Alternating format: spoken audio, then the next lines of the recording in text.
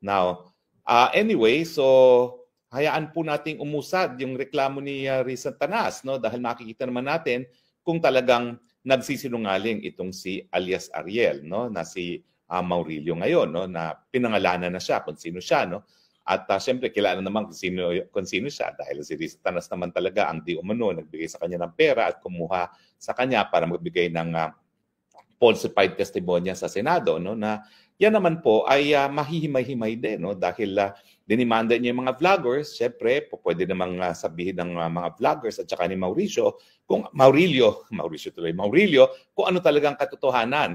Sana nga lang lumabas na kaagad yan, no? Dahil alam naman natin, ambisyosa ang Risa Tanas, no? At nais nating malaman kung dapat bang suportahan pa siya sa kanyang mga ambisyon na mas mataas na opisina. Pero sa tingin ko, hindi na po talaga yung karapat-dapat, no? Dahil ang tao nang namemeki ng ebidensya ay para po yung kapatid na magnanakaw na rin, no? Dahil nagsisinungaling. Pero ang masama po rito, yung kanyang pagsisinungaling, pagdawit sa mga tao sa isang non-bailable offense. Hindi lang po yan si Pastor Kibuloy, pati po ako nung inimbestigahan niya sa Senado, ang kanyang asta para ang mayroon na siya napatunayang pagkakasala ko.